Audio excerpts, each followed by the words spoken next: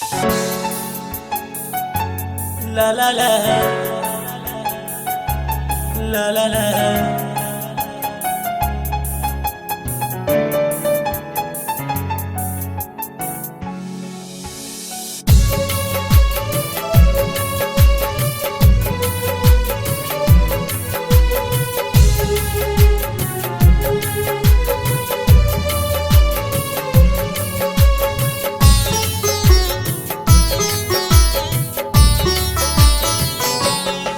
जिंदगी की कसम खैलू तू हमरा संग, न जाने का खता हो गई। जिंदगी की कसम खैलू तू हमरा संग, न जाने का खता हो गई। गोरिया बेवफा हो गईल रे गोरिया बेवफा हो गई। जिंदगी की कसम खैलू तू हमरा संग, ना जाने का खता हो गई। गोरिया बेवफा हो गईल रे गोरिया बेवफा हो गई।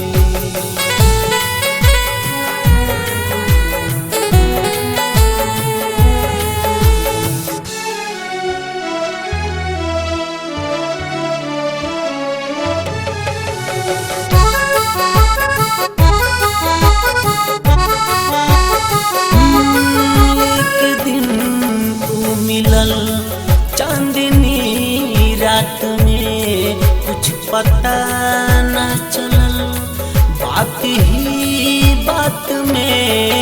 एक दिन यूं मिलल चांदनी रात में, कुछ पता न चलल बात ही बात में। पूरा कागज पे नाम, पूरा कागज पे नाम, और लिख लिख के उहे झट से मिटा दे गई। गोरिया बेवफा हो गईल रे गोरिया बेवफा हो गई। La la la, la la la.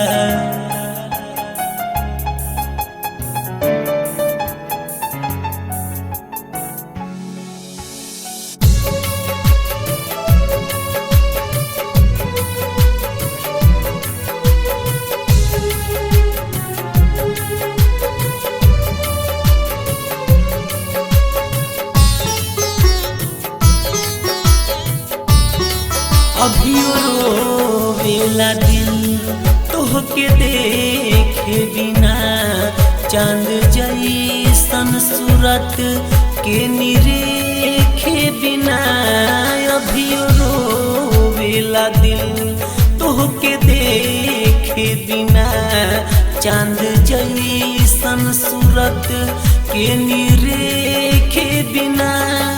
उ बोलल हंसल, बोलल हंसल, सब झूठ भइल, इहे बड़का सजा हो गई।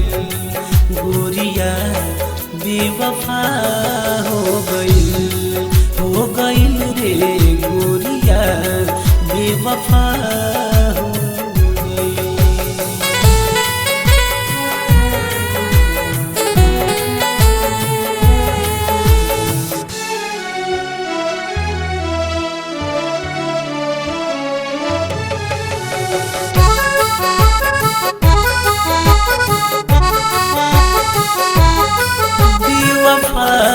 बेरहम का कहीं जाने मन का कसूर भइल, तू बता द सनम बेवफा बेरहम का कहीं जाने मन का कसूर भइल, तू सनम।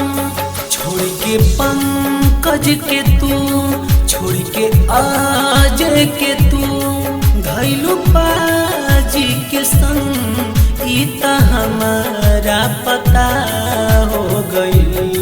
गोरिया बेवफा हो गई रे गोरिया बेवफा हो गई। जिंदगी की कसम खैलू तू हमरा संग, ना जाने का खाता हो गई। गोरिया बेवफा हो गई रे गोरिया बेवफा हो गई। गोरिया बेवफा हो गई, गोरिया बेवफा